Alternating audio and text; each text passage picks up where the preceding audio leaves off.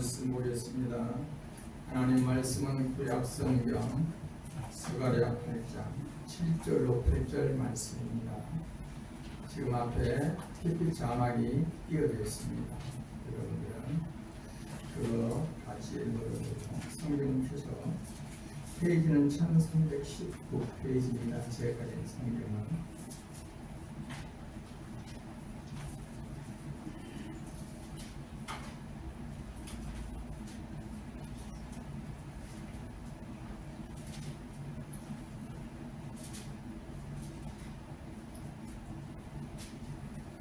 말씀이 자막에 떠 있습니다. 7절로 8절 말씀을 함께 합독해서 같이 읽습니다. 시작. 만군의 여호와가 자신이라.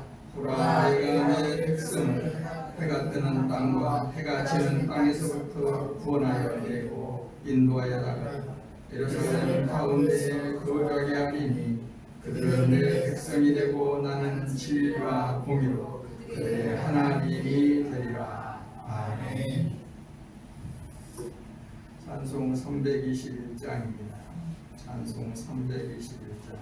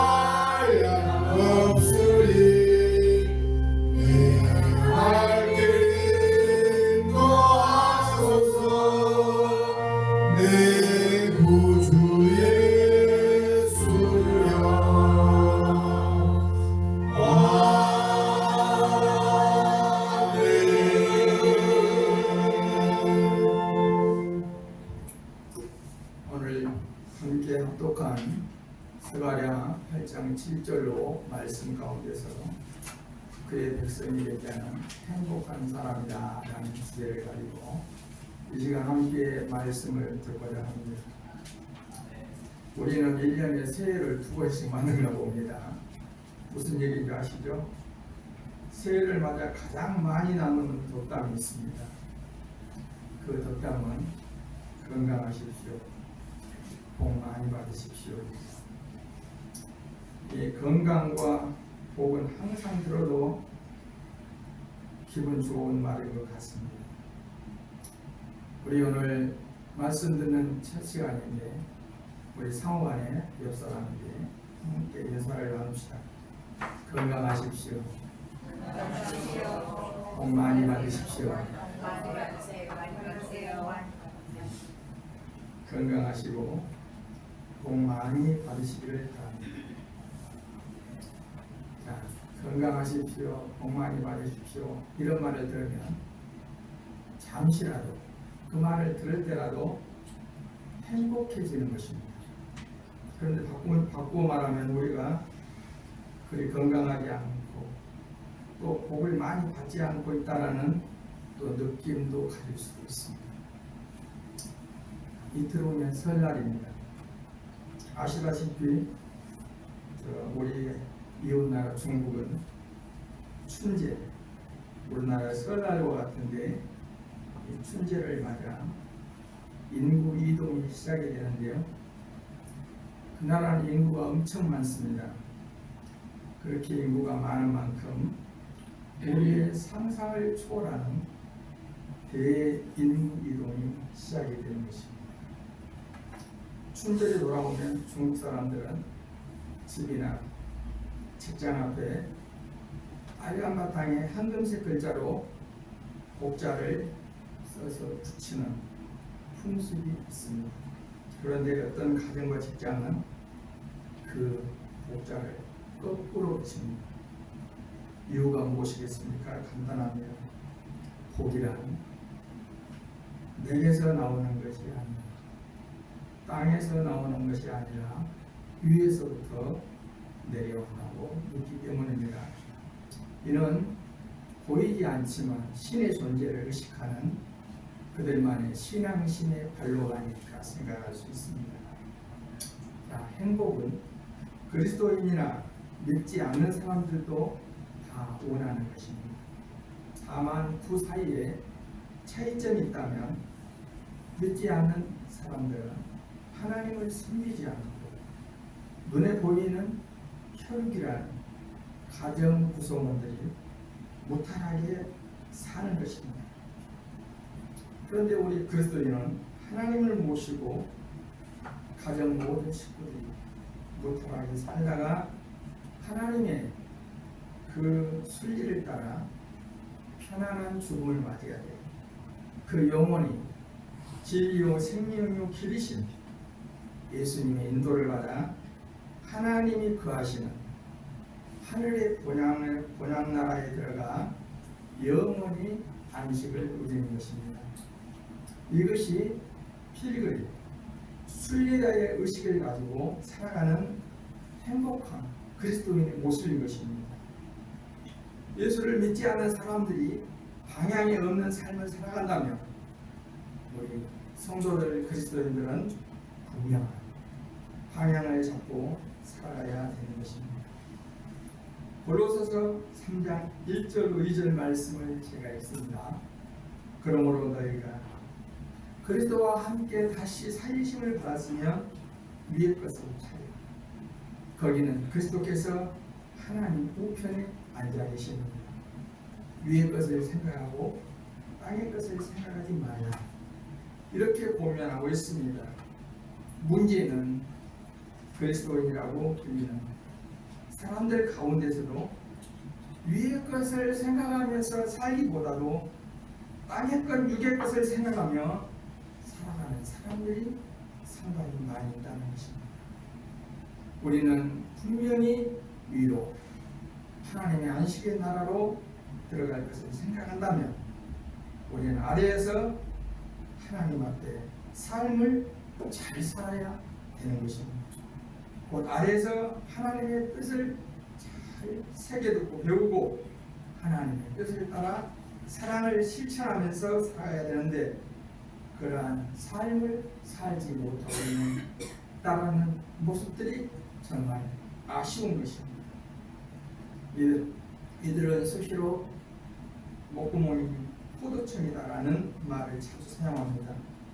사실 먹고 사는 것이 중요합니다. 그래야 안 아프고 그래야 오래 살 수 있다고 생각하기 때문입니다.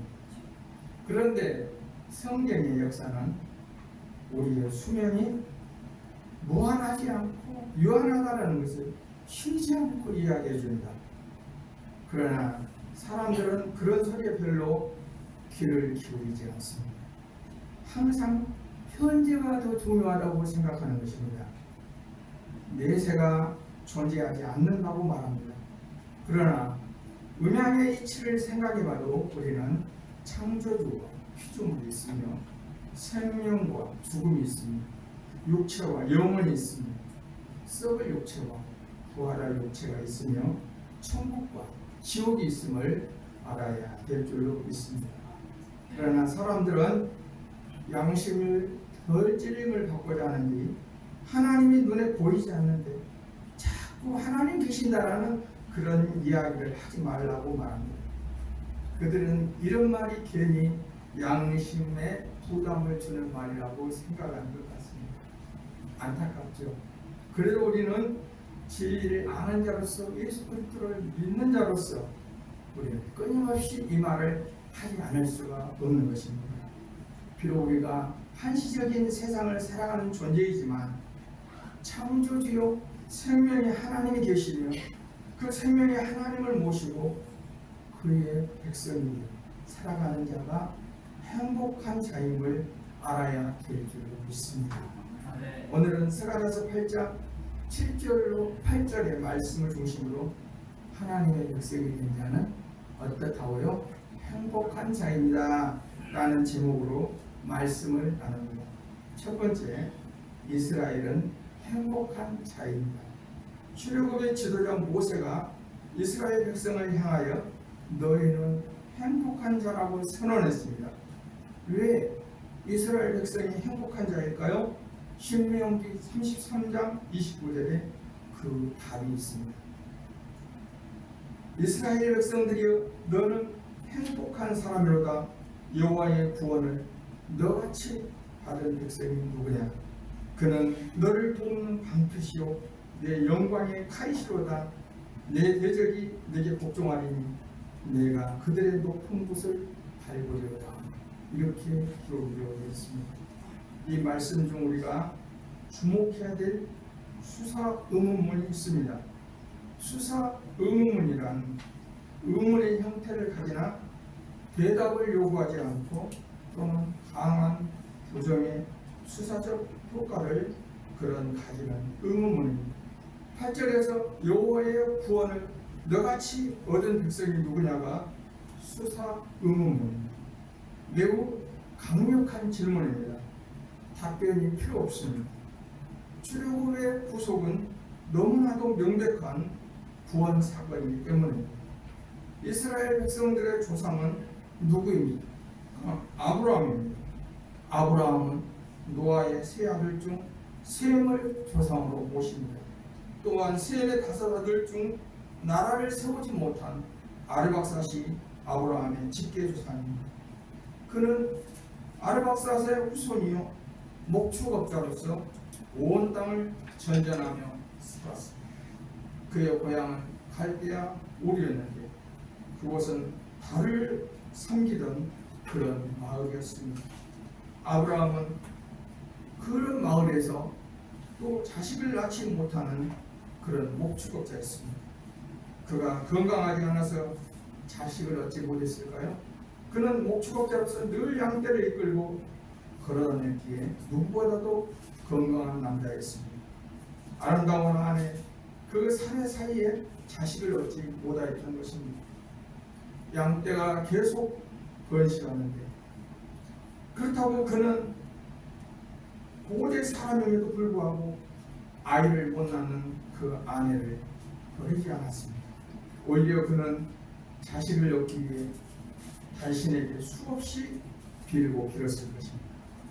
그의 아내 사라 역시도 그런 심적인 부담감을 안고 자신에게 아들 낳게 해달라고 자식 낳게 해달라고 빌었을지도 모릅니다. 우리 중에서 아이를 늦게 가진 사람들이나 아이를 전혀 갖지 못한 사람들은 아브라함이 75세가 되기까지 자식이 없이 살았다는 그 심정과 65세가 되기까지 출산하지 못한 그 사라의 마음을 이해할 것입니다. 아브라함이 절망 속에 있을 때 창조주시오 생명의 주가 되시는 여호와 하나님께서 아브라함에게 음성으로 다가오셨던 것입니다. 그리고 여호와 하나님은 그에게 말씀하셨습니다. 내가 너를 복의 통로로 삼겠다. 너에게 땅을 주고 그곳에 나라를 세워주겠다. 또 너로 말미암아 이방인들이 복을 받게 하겠다. 이렇게 창세기 12장 1절로 3절에서 하나님은 음성으로 말씀하셨습니다. 이것을 가리켜서 아브라함과 맺은 언약이라고 말합니다.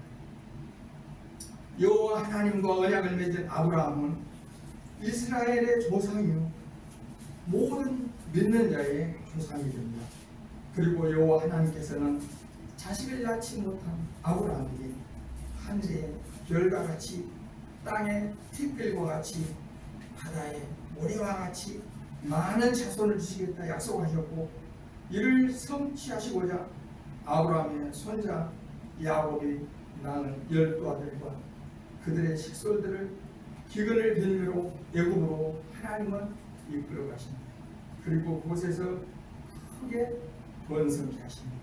특히 애굽에서 총리가 된 그 형제 요셉의 후광을 힘입어 그곳에서 더욱더 크게 번성하게 됩니다. 심지어 총리 요셉을 알지 못한 애굽의 새로운 왕조가 등장하여 그들이 이스라엘 백성들의 출산을 억제하기 위해 힘든 노예로 삼을지라도 그들은 더욱더 번성하게 되었습니다. 그러나 노예의 삶의 고통은 너무나도 힘들고 심하였습니다.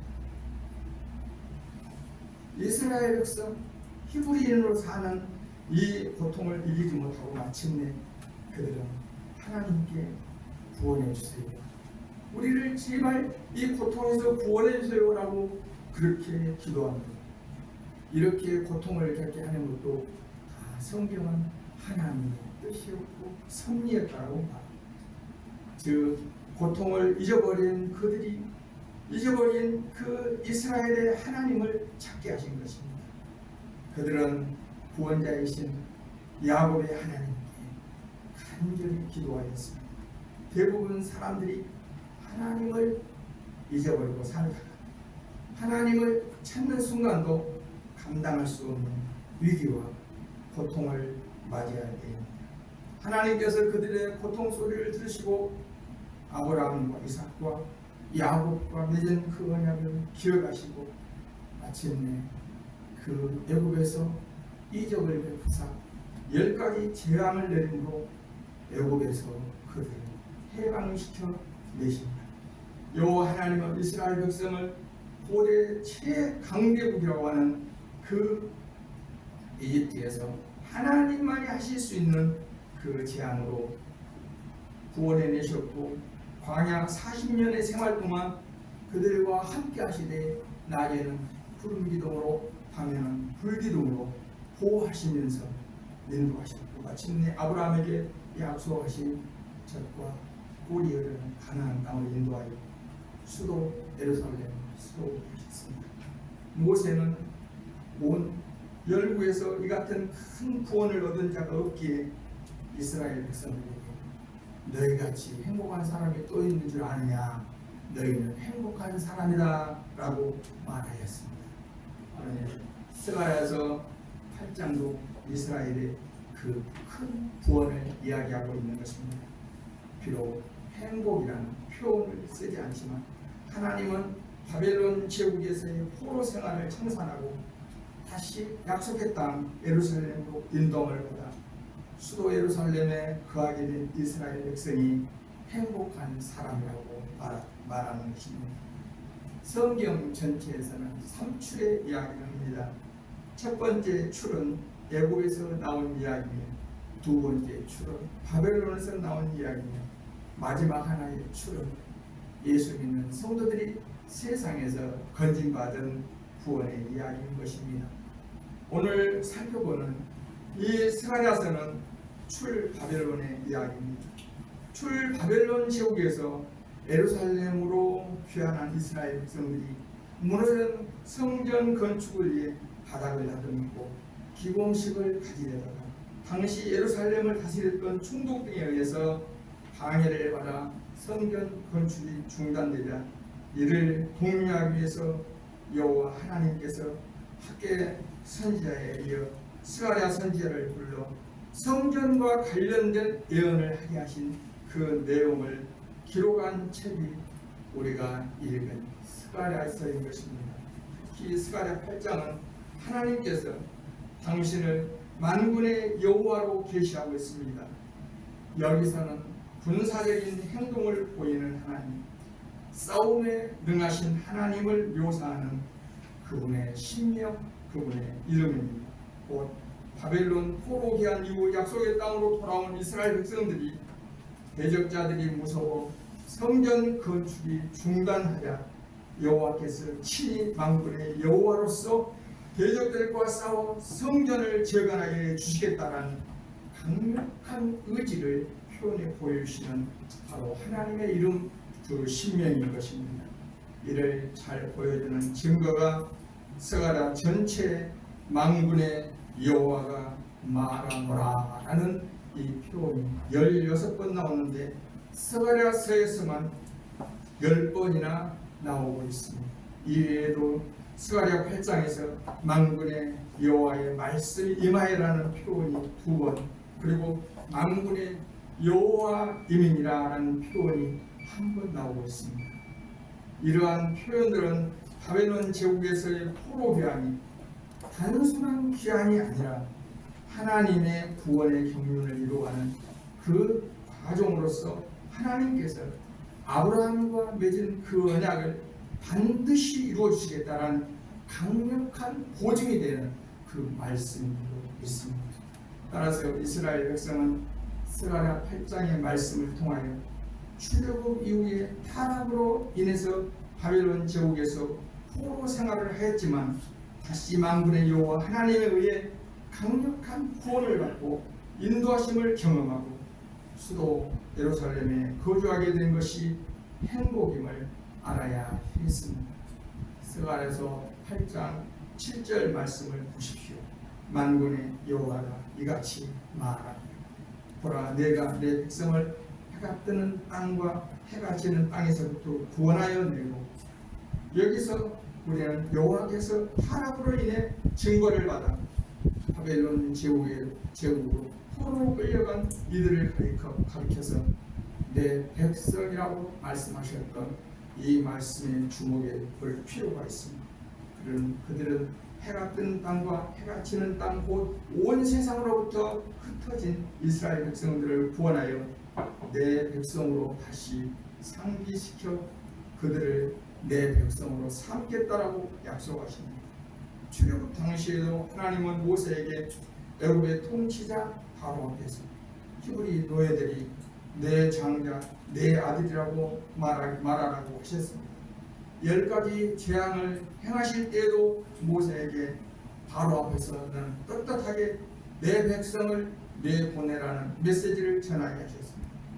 이스라엘 백성들은 애굽에서 한번, 바벨론에서 다시 한번 큰 구원을 경험하게 되었습니다. 그리고 인도하심도 경험합니다. 마침내 약속의 땅 예루살렘을 중심으로 나라를 재건하게 됩니다. 여호와 하나님에 의해서 이 같은 큰 구원을 경험한 사람들이 세상에 또 어디 있습니까? 이스라엘 백성밖에 없습니다. 따라서 이스라엘 백성은 스스로를 하나님 앞에 행복한 사람이라는 사실을 알아야 했습니다. 사랑하는 우리 한석교회 성도 여러분, 우리는 여호와 하나님께서 이스라엘 백성을 애굽 땅 종되었던 곳에서 그리고 바벨론 땅에서 포로가 되었던 곳에서 구원하여 내신 사건도 대단한 사건이지만 죄악된 세상에서 죄의 종이 되었던 저와 여러분들을 구원해 내시기 위하여 예수 그리스도께서 십자가에 그 사건에서 이루어주신 구속 사건이 훨씬 더 대단한 사건이라는 사실을 알아야 될 줄로 믿습니다. 출애굽 사건이 하나님께서 창조하신 창조의 질서를 깨뜨리시면서까지 애굽의 바로 앞에서 아브라함의 후손들을 구원한 사건이라면 출세상 사건은 하나님께서 하나밖에 없는 독생성자 예수 그리스도를 육체의 모양으로 취하여 우리 가운데 보내시어 대속의 제물로 삼아 자기 백성을 죄에서 구속하신 엄청난 사건임을 알아야 될 줄 믿습니다. 아멘. 천사 가브리엘이 마리아에게 아들을 낳으리니 예수라. 예수라는 이름의 뜻을 여러분 잘 아실 것입니다. 자기 백성을 죄에서 구원할 자라는 그 이름이 바로 예수인 것입니다. 아멘. 이방인인 우리도 아브라함과 맺은 언약에 신실하신 하나님의 구원의 경륜 가운데 아브라함이 믿었던 언약의 복을 받은 것입니다. 땅의 모든 축속이 너로 말미암아 복을 받을 것이다. 이렇게 성경에서 약속하신 그 약속이 이루어진 것입니다. 또한 아브라함은 그리스도를 보았습니다. 요한복음 8장 56절 이하에 너희 조상 아브라함 나의 때 볼 것을 즐거워하다가 보고 기뻐하였느니라 라고 말씀하고 있습니다. 그가 보고 기뻐한 이유는 그리스도 예수께서 십자가에서 이루어지신 대속 사건으로 말미암아 저 이스라엘 백성들뿐만 아니라 땅의 모든 족속이 죄의 세력으로부터 구원을 받기 때문이었습니다. 우리는 그리스도 예수께서 이루어주신 이 사건으로 제약된 세상으로부터 구원을 받은 자가 되었습니다. 할렐루야. 네. 그러므로 우리는 하나님이 세상을 사랑하사 독생자를 주셨음이라는 이 표현을 가볍게 생각해서 안 되는 것입니다. 어느 누가 근거로도 더 귀한 그 아들 독자를 의인도 아니고 죄인들을 위한 희생 제물로 내줄 수 있단 말입니까? 여러분은 내 자식 내주라면 내줄 자가 있습니까? 아무도 없을 것입니다. 저보고 네 자식 내달라, 저 여수서 목회하는 네 아들 내라 그러면 나는 울고 달릴 거예요. 우리 중에 부모로서 아직까지 자식의 죽음을 경험한 분이 없는 줄 압니다. 또 부모보다 자식이 먼저 죽으면 그 자식을 땅에 묻는 것이 아니라 가슴에 묻는다고 하지 않습니까? 이와 마찬가지로 하나님께서 품속에 독생하신 아들을 사람의 모양과 종의 형체를 가진 존재로 이 땅에 보내시고 자기 백성을 구속하기 위하여 대속의 제물로 내주신 사랑은 자연의 질서를 깨뜨리면서까지 이스라엘 백성을 구원한 출애굽 사건과 비교할 수 없을 정도로 큰 구원의 대사건인 것입니다. 그러므로 하나님의 아들이신 예수 그리스도의 이 성육신 사건 그리고 십자가에서 자기 백성을 위한 대속 사건이 나를 위한 구원의 사건으로 믿는 자들은 나는 행복한 사람이다, 나는 행복한 사람이라고 자기 자신에게 자기 자신을 독려하고 다독이면서 나는 행복한 사람이다 라고 고백할 줄로 믿습니다. 엄청난 복을 받은 자인 것입니다. 이 행복을 깨달은 자마다 사도 바울의 계시를 이해할 줄 압니다. 하나님께서 창세전에 그리스도 안에서 우리에게 신령한 복을 주시려고 선택하셨다라는 하나님의 작정을 바울이 깨닫고 찬송한 사도 바울처럼 우리도 이 진리를 알기 주 예수가 귀한 것은 없네 라고 찬송할 수 있어야 될 줄 믿습니다. 자, 우리는 1년에 새해를 2번 만난다고 했죠. 2026년도 이틀 후면 설날이지만 오늘 우리 한번 다 같이 입술을 열어 고백하며 선포해 봅시다. 제가 먼저 선창할 때 여러분들은 따라서 해주시길 바랍니다. 나는 하나님으로 말미암아 큰 구원을 받은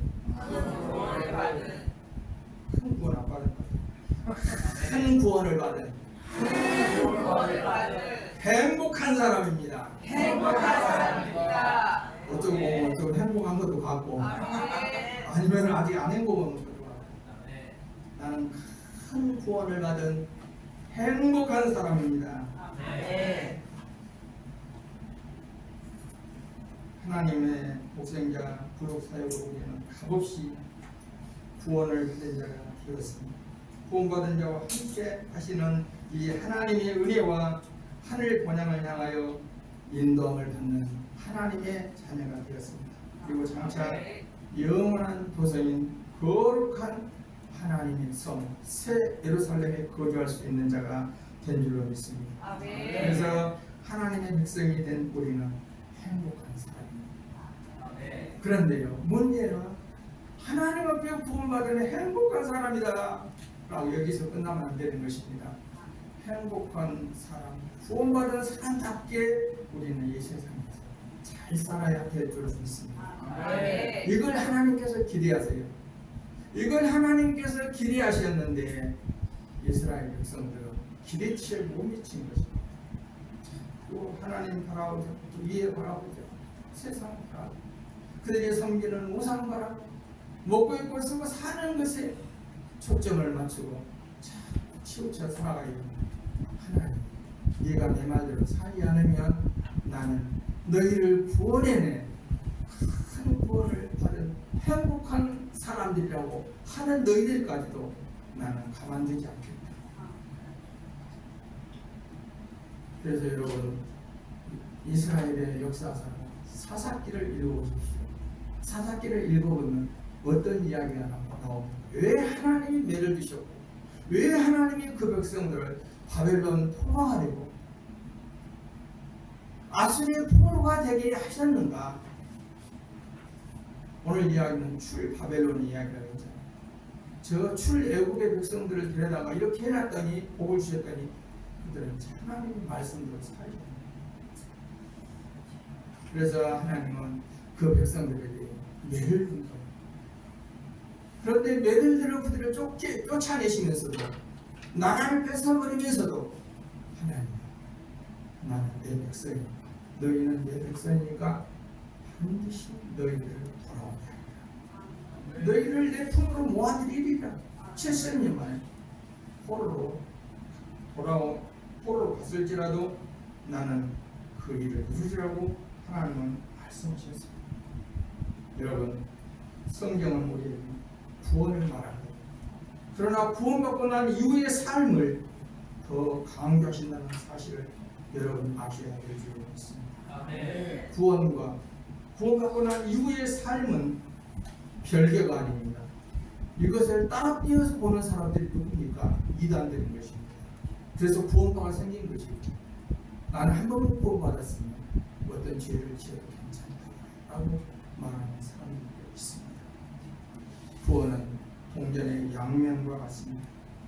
이스라엘 역사를 보면 출애굽 구원을 통해 이스라엘 백성들을 하나님께서 내 소유된 백성, 세울라라고 지난번에 제가 말씀을 그렇게 할 때 들으셨죠? 뭐라고 말씀하셨습니까? 내 소유된 이들이 제사장 나라로서의 거룩한 백성으로 살아갈 것을 출애굽기 19장 5절로 6절에서 촉구하셨지만 이스라엘 백성은 여호와의 하나님의 큰 구원을 가볍게 생각해 버렸습니다. 곧 여호와 하나님의 가나안 땅의 우상처럼 눈에 보이지 않는다. 그냥 가볍게 우습게 여겼던 것입니다. 그러나 우리는 이 출애굽의 구원을 가볍게 여긴 이스라엘 백성들이 약속의 땅에 들어가서 어떻게 타락하였던가를 우리는 아까도 말씀드렸습니다만 사무엘서와 사사기의 열왕기를 통해 목도할 수가 있습니다. 그런데 놀라운 사실은 이런 구원을 경험한 사람들이 하나님의 말씀을 가볍게 여겼다는 증거를 말라기에서 찾아볼 수가 있습니다. 말라기 선지자는 출 바벨론 이후에 이스라엘 백성들의 삶이 진리와 공의의 하나님 슬프게 만들었다고 그렇게 증언하고 있습니다. 여러분, 우리는 구원받은 백성, 행복한 하나님의 자녀가 되었습니다. 하나님 슬프게 하지 맙시다. 하나님 속상하게 하지 마십시오. 아멘. 하나님 마음 아프게 하지 마시고 아멘. 하나님 기쁘시게 하는, 이것이 하나님께 영광 돌리는 것입니다. 하나님을 영화롭게 하는 것입니다. 이것이 하나님 앞에 드린 산 제사입니다. 그래서 로마서가 16장까지 있지만 앞에 있는 모든 말씀들은 12장에서 그러므로 접속사를 통하여 구원받고 난 백성들이 아무리 너희들이 안다고 해서 뭐해? 검사는 뭐하고 판사는 뭐하고 높은 사람은 뭐하냐 말이에요. 거기에 맞게 살아야 돼. 우리 성도들은 하나님의 백성이 되었으니 행복한 사람들이 되었으니 행복한 자로 살아야 되지 않겠습니까? 너희는 내 백성이요 내 울타리 안에 살아야 돼. 내가 주는 복을 받고 살아야 돼. 여러분, 내가 복을 만들려고 하지 마십시오. 네? 하나님이 복을 내려주신다. 하나님을 믿지 않는 중국 사람들은 신이 위에서 복을 내려준다고 복자를 거꾸로 달아난다고 했다는 얘기를 제가 했잖아요. 사랑하는 성도 여러분, 우리는 한때 죄악된 세상에서 죄의 종이 되었던 사람들이었습니다. 에베소서 2장 1절 이하의 표현처럼 죄와 허물로 죽었던 자들이 미혹의 영을 따라 우상을 숭배하며 공중 권세 잡은 자를 따랐던 사람들입니다. 그 결과 우리도 죄의 값인 그 사망, 그 첫째 사망, 성경은 말합니다. 왜 하나님이 우리를 불러주셨으면 우리와 함께 영원히 살게 하지 아니하시고 왜 생로병사를 주셨소? 네? 늙고 병들어 죽게 하느냐? 이런 의문을 가진 분들도 있습니다. 그러나 성경은 분명하게 말씀하고 있습니다. 히브리서에서는 한 번 죽는 것은 하나님이 정해주는 것이다. 그러나 그 후에는 심판이 따를 것이다 말합니다. 여러분, 첫째 사망에 유의하지 마시길 바랍니다. 인간은 누구나 하나님이 보시면 이 세상에서 살다가 언제든지 때가 되면 아멘하고 가야 하는 것이 우리의 인생입니다. 어제 제 아들이 여수에서 목회하는 전화가 왔어요. 오늘 예배 마치고 오후에 고향 어머니 아버지한테 가려고 했는데 좀 늦겠습니다. 왜 무슨 일로? 물어보고 제 친구 전남대 성악과 동창입니다. 그 동창이 지금 40몇 먹은 그 동창이 어제 죽었대요. 아들 하나밖에 없어요. 그 하나만 믿고 그 어머니가 교회에서 전도사 생활을 하면서 이름을 말하면 여러분도 아시는지 모르겠어요. 아들만 믿고 그 아들이 그냥 신장을 아들 보내고 싶겠습니까? 그러나 먼저 하고 나중에 할 뿐이지 우리는 언제든지 누구와 예외 없이 언제 나는 것은 순서가 있지만 가는 것은 순서가 없습니다. 한 번 죽는 것은 인간에게 정해진 것이 그 후에는 심판이 뒤따른다고 말씀했는데 그 심판이 둘째 사망인 것입니다. 성경은 말씀하고 있습니다. 바다가 그 가운데에서 죽은 자들을 내주고 사망과 음부도 그 가운데서 죽은 자들을 내주며 각 사람이 자기 행위대로 심판을 받고 사망과 음부도 불못에 던져지니 이것은 둘째 사망 곧 불못이라. 누구든지 생명책에 기록되지 못한 자는 이 불못에 던져지리라 라고 말합니다. 실제로 많은 사람들이 신앙생활을 하면서도 성경을 잘 읽지 않고 설교를 듣더라도 주의 깊게 귀를 기울여서 듣지 않으므로 자기 방식으로 성경을 이해하는 사람들이 많습니다. 또 그들은 우리에게 사망이 두 번 있다는 것도 모릅니다. 사사시대 사람들이 왜 하나님 앞에 버림을 받았는가? 우리 한번 따라서 해보겠습니다. 자기 소견에 옳은 방법대로 살았다. 자기 생각이 옳다고 하는 생각대로 산 거예요. 여러분, 절대 내 생각을 앞세우지 마십시오. 내 논리나 내 주장을 앞세우지 마시고 하나님이 가라고 살아가면서 하나님 말씀이 나의 삶의 나침반입니다. 하나님 말씀이 곧 내가 걸어가야 될 정도입니다 라고 그렇게 살아갈 수 있으시기를 바랍니다.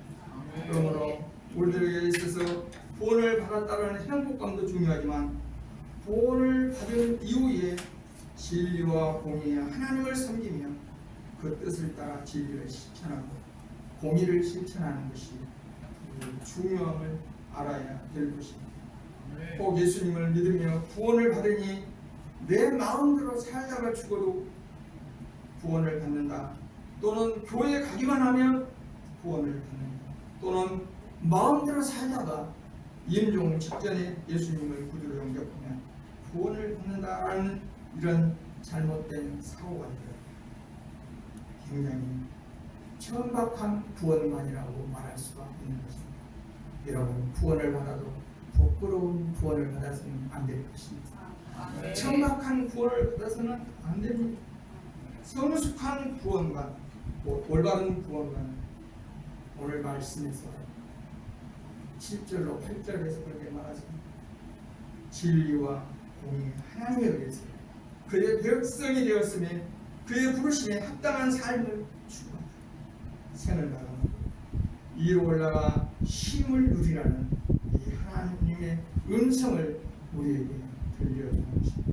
따라서 우리는 오직 그리스도 예수님이 구속의 은혜, 곧 구속의 십자가를 믿음으로 바라고 구원을 받으며 동시에 엄청나게 비싼 구원을 받았기에 그 감격과 은혜 속에서 우리를 구원하신 하나님을 본받아 진리와 공의로운 그런 삶을 추구해야 할 것입니다. 이러한 삶을 추구하는 자가 행복한 사람. 말씀을 마치겠습니다. 사랑하는 성도 여러분, 오늘 말씀의 결론은 저 출 바벨론처럼 출 세상을 경험한 저와 여러분들은 하나님의 백성이 된 자로서 행복하다는 것입니다. 올 금년 한 해 동안 하나님 안에서 행복하시기를 바랍니다. 아멘. 또한 하나님의 아들 안에서 행복하시기를 바랍니다. 아멘. 그 무엇보다도 우리가 행복한 사람인 이유는 하나님의 아들의 대속의 희생으로 우리가 죄의 세력과 둘째 사망의 세력으로부터 구원을 받았기 때문입니다. 현재 세계 인구가 70억이 넘지만 이 같은 사랑을 받은 사람이 그렇게 많지 않습니다. 우리는 그리스도 예수 안에서 행복한 사람인 것이 틀림없습니다.